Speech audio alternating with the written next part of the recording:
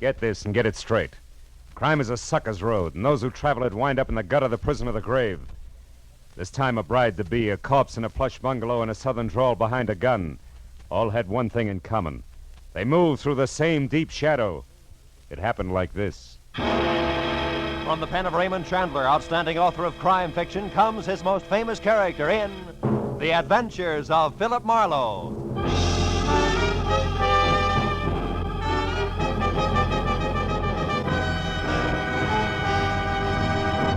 Now, with Gerald Moore starred as Philip Marlowe, we bring you tonight's exciting story, The Deep Shadow.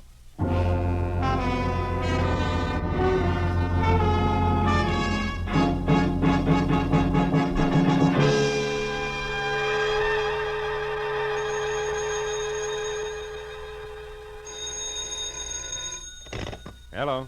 Mr. Philip Marlowe, please. This is Marlowe. Oh, my name is Harvey Kettering, and I'm to be married in 4 hours at 9 sharp. Well, congratulations. I hope you'll be very happy. But my bride is gone. Disappeared. I need your help. Now, look, if you've been left waiting at the altar, I can't... No, it's nothing like that. She's in trouble, Mr. Marlowe, I'm sure. Oh? Shirley loves me. Now, I'll pay anything you say, 200, 300, anything. Only get out here fast, please. Oh, wait a minute. Where is here? 3840 Sunswept Drive. It's in Studio City, just across the hills from Hollywood. 3840. Take Laurel Canyon. Well, now, look, Mr. Kettering, Please, Mr. Marlowe, please. Okay. All right, Mr. Kettering, I'll see you.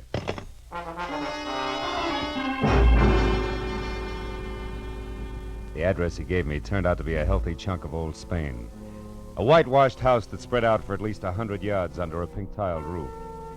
I was admitted by a butler with owl eyes, no shoulders, and a small bay window, and we played Follow the Leader over cool marble, ankle-deep Persian rug and inlaid Philippine mahogany. Finally, I was ushered into the ballroom, which was big enough for a highlight match. It was decked out for a wedding, from the champagne buckets and dead-over-ice lobsters to a pink rose-covered canopy at the center. And in the middle of it all, chain smoking while he worried, was my new client, Harvey Kettering. Well, Mr. Marlowe, I'm afraid there isn't a moment to lose, so I'd better tell you what I know quickly. But let's step outside on the patio. All right, Mr. Kettering. Mr. Marlowe, last night, Shirley and I What's went her to full name, Mr. Kettering? Doyle, Shirley Doyle. Oh, yes, here. Here's a snapshot of her. Mm-hmm. She's 25, blonde, and as you can see, Mr. Marlowe, very attractive. You're so right. You started to tell me about last night. Oh, yes. We were out together at a nightclub, the Blue Chip. On Ventura Boulevard? Oh, yes. Now, we'd never been there before, yet I think that's where it started. What do you mean started? Well, when we were leaving the place about midnight, I called a cab. I was just giving the driver Shirley's home address, the Moore Park Court Apartments, when suddenly she told me to get in and told the driver to start at once. You know why? No, I thought perhaps she'd seen somebody coming from the club. But when I asked her about it, she said it was just her nerves, since tomorrow is her wedding day. I see. Then today she was supposed to call, but she didn't. At 2, I called her. Talk to her? No, she was gone. But I talked to the daymaid. She said when she arrived, she brought in a note that had been left outside Shirley's door. There's one of those leave-a-message pads in a box on her porch rail. Mm-hmm.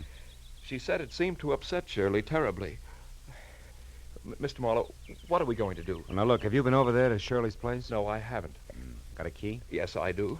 All right, Mr. Kettering, you have the key, so let's go. But what shall I do about the guests, the Nothing right now. We may be lucky.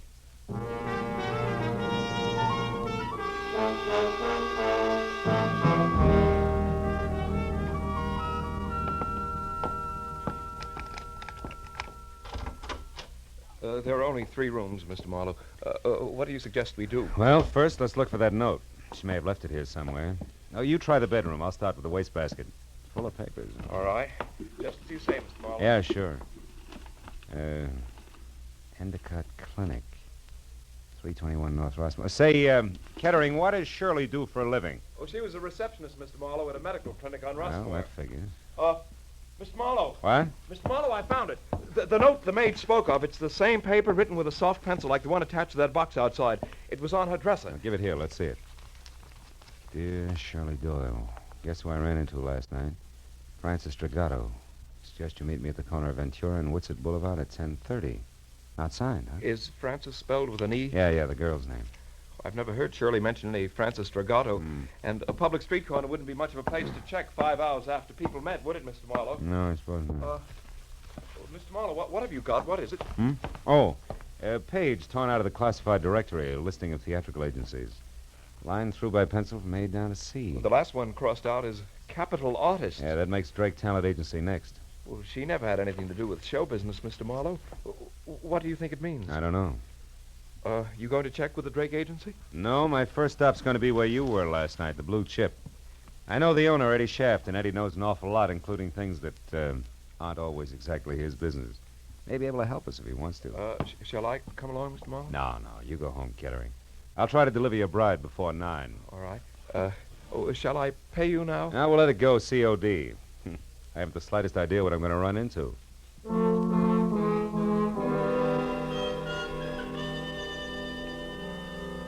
The snapshot of Shirley Doyle my client had given me reminded me of the kid you went to school with. You know, she had the kind of well-scrubbed look you knew was quick to smile, but I knew that she could be in a lot of trouble if she was tied in at all with the dapper Eddie Shaft.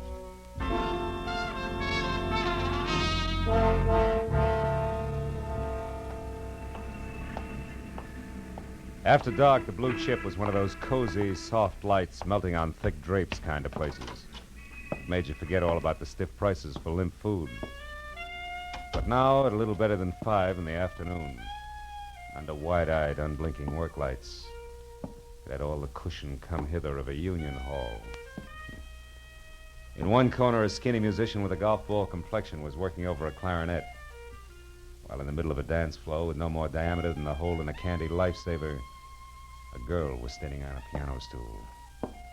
She was smoking and looking straight ahead at nothing. The red shingled hair, promise of a nose, and plunged neckline tagged her as the singer on the posters outside. One Miss Corky, Netherlands. The place is closed, soldier. Glad you told me. Never would have known. Never mind the routine, soldier. Just come to the point. What do you want? Just a few words with the boss. Eddie around? No. No, he's not. Uh-huh. How about his bungalow in Coldwater Canyon? You mean it hasn't hit the papers yet? What's the connection between Eddie and the headlines? Soldier, Eddie was stabbed to death sometime this morning. You gotta be kidding. Sometime between 9 and 11, the cops say. Well, so long, Hey, wait a minute, Corky. You have any idea who did it? No. Except that maybe it was a dame. Any description on it? The law isn't gabby about things, soldier, believe me. If you don't, try Eddie's bungalow yourself and find out.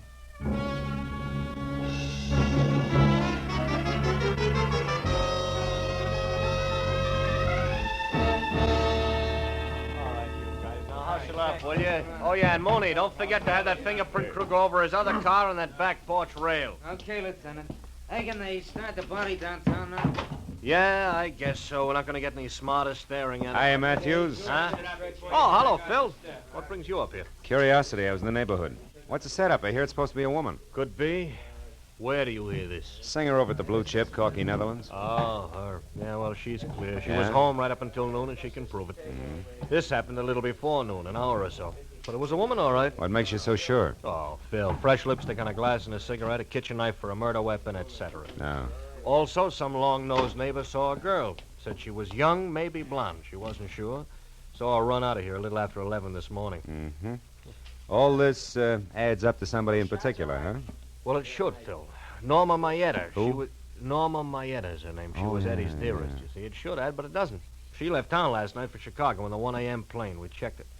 Of course, Eddie Shaft went with a lot of girls. Excuse me, That's so Lieutenant. right. We just got hold of that night cashier over at the Blue Chip. Yeah, what do you say, Mooney? Shaft took $50,000 in small bills out of the office safe last night. Oh, what time? About 2 a.m. Had it in a large manila envelope. Yeah, nothing even close to manila envelopes turned up here, has it? No, Lieutenant, but that gives us another angle to shoot at. All right, Mooney, pass the word to the boys. Okay, Lieutenant. Look, Marlowe, just a passing thought. What? You sure you're just curious? You sure you don't want to play 1 and 1 makes 2 with me? Yeah, I'm sure, Lieutenant. Well, look, I'll see you. I'll give you a call Marlowe, if I... Huh? wait a minute. Yeah? Look, I know all about your professional ethics, relations between client and private detective. We Yeah. won't go into that. We're going to go into something else very briefly, Phil. You know, the law on many points is quite clear, Marlowe. Clear like what, Matthews? Clear like the status of an accessory before or after the fact in a murder case. And like aiding and abetting a criminal. Like a lot of things you know all about, Phil. Keep them in mind, will you? Okay, Matthews. Yeah, I'll see you.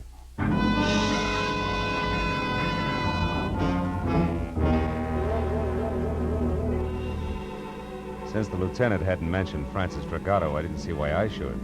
All of which made it a good time for me to cross my fingers and check the name, which had been on deck on the list in Shirley's apartment. The Drake Talent Agency. The place, which was on Sunset Strip, was strictly coy colonial, from a miniature Mount Vernon front to an oversized mirror-polished brass knocker on the front door that said my tie was crooked. And I was sure that the gentleman who answered the door noticed it. He was impeccable. In cocoa brown gabardine, white high-at-the-throat tab shirt, and also cocoa brown silk tie. And at the bottom there were thick-soled cordovans with leather laces. At the top, a crew cut over jet black horn rims. He took the glasses off, and long, soft fingers toyed with one stem while he talked. Yes, sir? My name is Philip Marlowe. I'd like to talk to Mr. Drake. I'm Mr. Drake. Oh? What was it you wanted, Mr. Marlowe? Well, I'm not exactly sure. You see, Hey, Drake, this picture here is Corky Netherlands, right? The third one over, yes. She's a client of ours. But this picture isn't what you came to talk about, is it, Mr. Marlowe? What's her home address? I beg your Come pardon. on, quick. It's important. And confidential. This isn't a Lonely Skip Hearts it. Club, Mr. Marlowe. I was playing a long shot when I knocked on your door, Drake, but now it's paid off, so tell me. Any stranger called for Corky's address today? I don't know, and the secretary's already left. Look here, Mr. Marlowe, what's this all about? Murder, Mr. Drake. Murder? A messy one. Now, do you give me the address, or do I start after it myself? Well, I don't know. Come on, answer up, Drake. The Towers, an apartment hotel on Ivar. Now, one last thing. Don't call her after I leave unless you want to be up to your hand-stitched lapels and cops.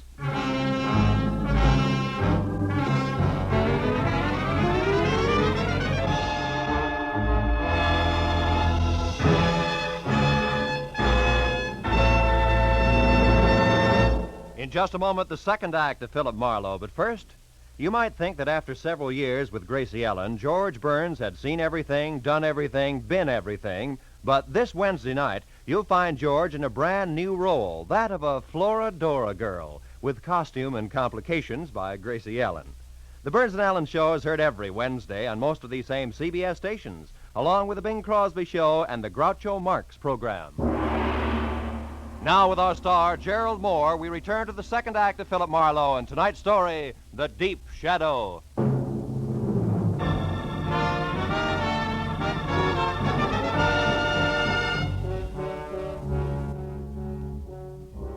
I left the glossy Mr. Drake and his glossy little agency with his mouth hanging open and drove down to Hollywood Boulevard to Ivar, and from there up the hill to a 5-story air-conditioned monolith with Venetian blinds called the Towers, which offered about as much sanctuary as the Yankee Stadium. I parked heading downhill and walked in across the buzzing green and silver lobby draped with pale pink curtains and blasé women to the elevator and rode up to the 3rd floor. Corky Netherlands' apartment was the 4th down the hall to the right, and quiet, but the door was ajar 2 inches. So I rapped hard enough to swing it all the way open. The answer sounded like a cry for help from the bottom of a well. When it came again, I went in, and it took me a few seconds to realize that the noise was coming from a closet. And when I got it open, Corky Netherlands reeled out, looking like she'd been through a threshing machine. She was here. She was after the money. Who was after She what beat money, me and Corky? locked me up Who? in there. Some dame, I didn't know her, but she... There she is. Shirley! Miss Doyle, wait a minute! It was Shirley Doyle. She'd been hiding inside near the door. She grabbed a handy, oversized ashtray and let it fly at us, then beat it. I made it to the hall just as the elevator door closed, so I took the stairs and raced it down to the lobby. I got out on the street in time to see Shirley with a large manila envelope in one hand pile into a sleek new Hudson and take off. I ran to my car to follow her, but that was as far as I got. I was stopped cold by a nasty little gun in the hands of a southern accent behind a pair of strictly Hollywood dark glasses. Be a good boy, honey, and hold it. Now, look, Right sister, there. who do you think you are? Now, What do you... I'll ask the questions if you don't mind.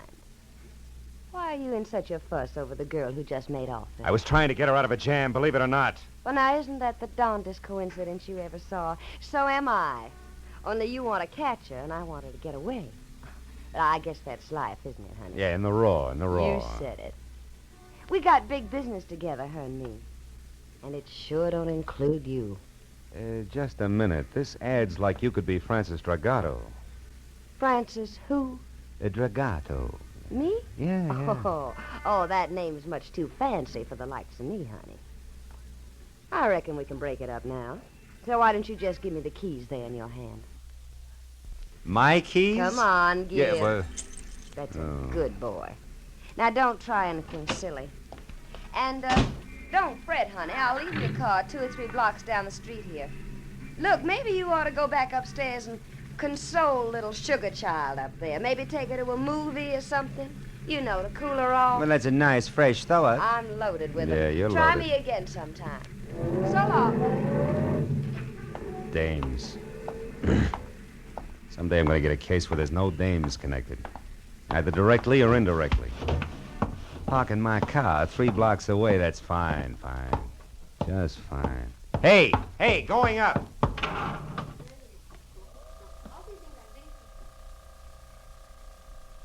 Flour, please, sir. 3. Did you catch her, Marlowe? Did you get her? No, she got away. Which leaves you and me, Corky, to make cozy conversation about that mention of dough you slipped on when I let you out of the closet. Come on back in the room, honey.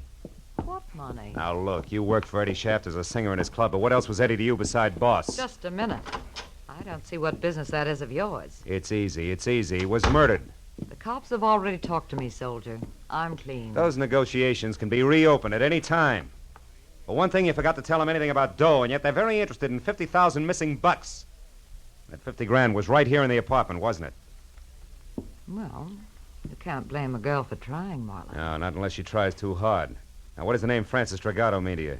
Francis Dragato? Okay, skip it. Where'd you get the dough? Eddie gave it to me to keep for him. Why you? I thought Norma Maeda had the inside track with Eddie. Not after he fell in love with me. Oh, no, that's not good enough, baby. There was a double cross. Where was it? Now, look, Corky, you might as well be smart about it, huh?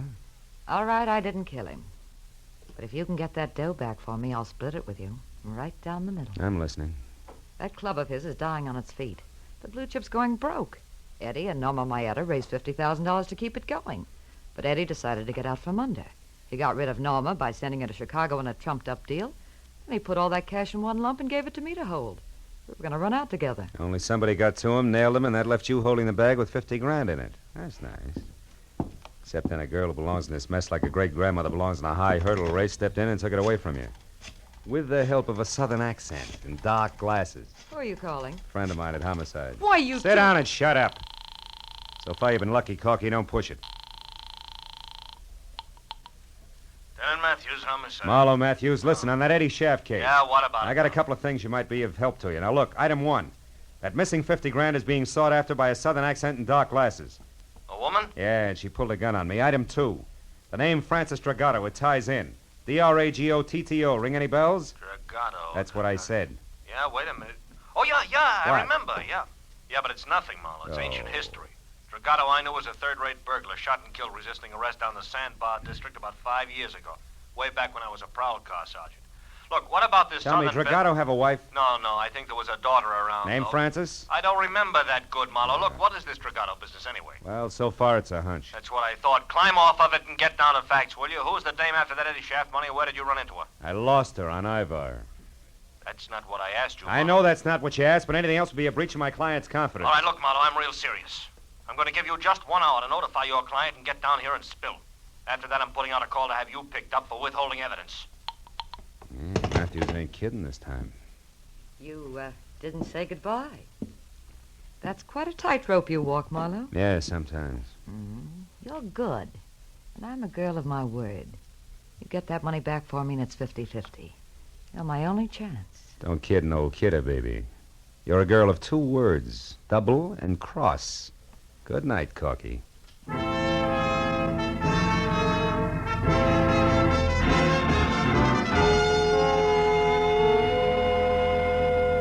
Well, I found my car all right, a half a block from Sunset Boulevard. It took 20 minutes to get from there to the Sandbar district. And it was downhill all the way. It was a neighborhood squeezed and cramped in by a solid wall of massive factories, and as fetid as the bottom of a bent garbage can. At the corner of River Street and 3rd, I found the house. 3 sagging, rotten stories of tenement that squatted in the eternal shadow of a huge gas tank like a sick, dirty old man. The proud, gleaming giant of City Hall was only 7 blocks away. Might just as well have been 70 miles. I went up to the door and knocked, and finally it inched open, just far enough for a face the color of dishwater to peek out. She hissed at me for a minute through the gap where her front teeth should have been, and then told me she was Ma Hargis, the manager, motioned me inside. The living room looked like something swept out the back door of a down-at-the-heel museum.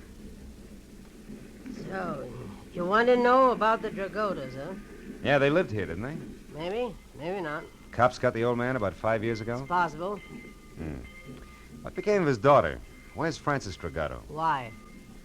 What are you being so cagey about, Ma? Because a bird that asks questions has got an angle, always. And the one who knows the answer's got a price, huh? Always. Okay, how far will a couple of bucks go? From here to the door. $2 won't even buy a buzz on beer these days. All right, we'll make it 5. Here. Oh, that's better. Well, Dirk Dragoto and his kid Francis had the second floor here for 15 years. His wife died of TB first year they was here. Oh, she was a smart one, that Francis. Had a hit on her. She always said she was going to get off the sandbar someday and be somebody. Oh, I told her she'd never make it. It's too far, mister. Kids down here get dirty. And it's the kind of dirt you can't wipe off. It gets inside of mine, no. Yeah. Tell me, what happened to her? I don't know.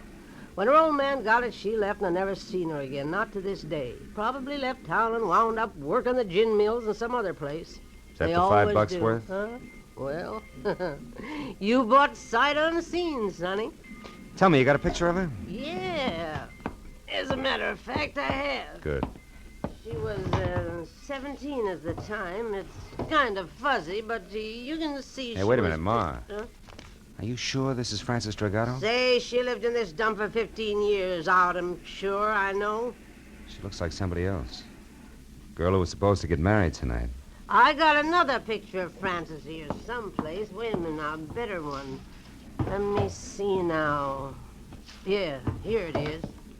This was took down on Olivera Street, one of them stands. Oh, that's her best friend there with her, Norma Maeta. Norma Maeta. Norma was a tough little egg. Folks drank all the time and let Norma run wild. Oh, fine. Francis Dragato and Norma Maeta are friends. Now say, them two was quite a team. No bet.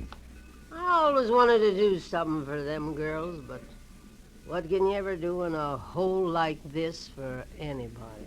You've just done it, Ma. Here's 5 more. Buy yourself another light bulb. Throw a party with the change. So long.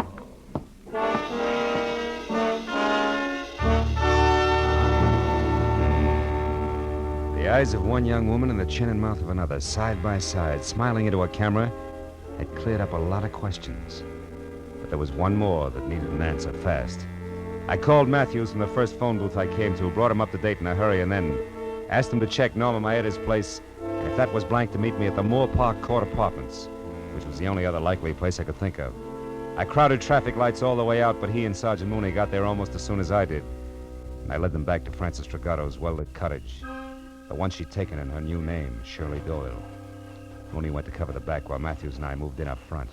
Your hunches are paying off tonight, Marlowe. Oh, yeah, they're in here all right. Yeah, come on over this way. The window's open. We could catch a little conversation first, you know. It might help. Yeah, if you keep quiet, we can. I'm due in Chicago. Thanks for your help, Francis, dear. Yeah. I had to get this money. Now more than ever. You've got it, Norma, so goodbye. Now that stuffed shirt you're going to marry, you'll never know where you really came from or who you really are. Did you get that? Oh, and one more thing, dear, before I go. Yeah? I killed Eddie Shaft this morning. You what? Heard enough, Matthews? I killed No, Eddie hold it. Shaft. When he put me on the plane for Chicago, I figured something was fishy, so I got off and I came back. And I found out he was selling me short for that little jerk, Corky Netherlands. We had an argument. I killed him. Of all the Then I remembered seeing you leave the blue chip last night. I needed someone like you to get the money for me, Francis. Yeah, there's your tie-in. I couldn't afford to be seen here in L.A. when I was supposed to be in Chicago. Not with a murder on my neck. But you were seen by that man who chased me at the hotel. Who, Marlowe? He's still looking for a southern drawl and dark glasses. You're the only one who knows the truth, and That's you're what in it she with me thinks. now. I'm not going to let you involve me in a murder, Norma. Getting that money was one thing, but I'm not going to be mixed up in a killing. I don't care what it costs me. I'm going to tell the whole thing. You're a fool, Francis. I got a good alibi for one murder. It'll work for 2. Let's go, Matthews. Yeah, You're fast. not going Come to on. stop me now, Francis. no. Nobody is.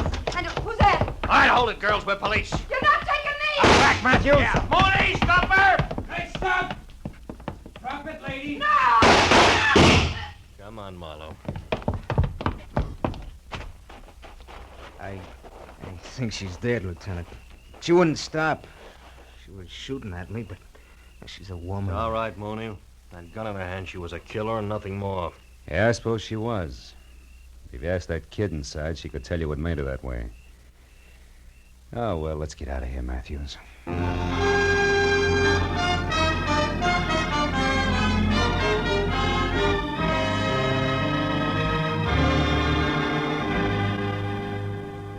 I can't thank you enough, Mr. Marlowe, for bringing Shirley, that is Francis, back to me safely. Oh, believe me, Mr. Kettering, it was a real pleasure. And you, Lieutenant Matthews, for your cooperation on withholding the publicity aspects of this horrible No, thing. no, it's okay, Mr. Kettering. Glad to help out. We're going to be married, you know, right away. Shirley told me the story and wanted to postpone the wedding, but I wouldn't hear of it. Good. After all, I'm not marrying her for the past. I'm marrying her for the future. Yeah. Best wishes, Mr. Kettering. Yeah. Maybe tomorrow when Shirley's calmed down. Give her my congratulations, will you?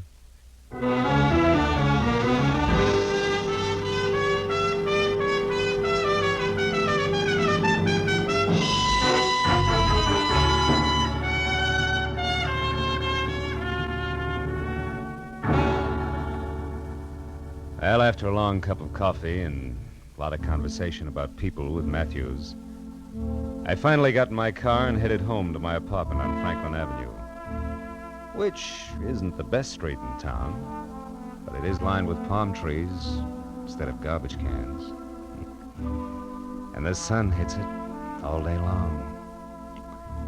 Yeah, but that reminded me again of River Street, the deep, perpetual shadow that hangs over it. A dirty shadow that Ma Hargis said could never be rubbed off. A shadow that spawns the Norma Maedas of the world. I was still thinking about it while I got ready for bed. I knew Ma wasn't 100% right. I'd seen the exception to the rule. But she was 99% right. Just enough to disturb my sleep. Oh, well. One guy can't change things. Can he?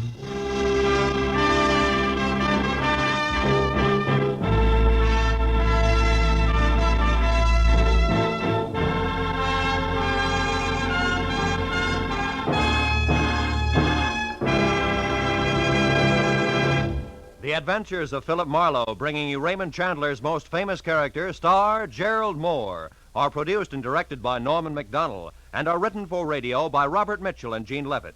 Gerald Moore may currently be seen starring in Republic's The Blonde Bandit. Featured in tonight's cast were Lillian Buyeff, Joan Banks, Verna Felton, Yvonne Patey, Jeff Corey, Jack Crucian, and Tom Holland. Detective Lieutenant Matthews is played by Larry Dobkin. The special music is composed and conducted by Richard Arant.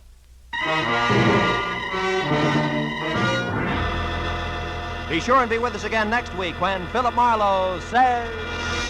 This time I started with a Romanian from left field. Got misled in the Philippine jungles, chased an English accent clear to Venice, and wound up at a Shinto shrine with a friend from Siam. All without ever leaving Los Angeles.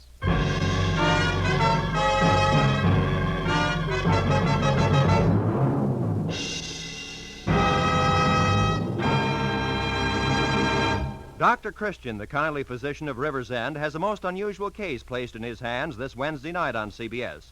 His patient, a 16-year-old girl who's in love with an older man, and the man, Dr. Christian himself. CBS cordially invites you to hear this Dr. Christian story, The Rainbow Trail, on most of these same CBS stations this Wednesday night. This is Roy Rowan speaking. This is CBS, the Columbia Broadcasting System.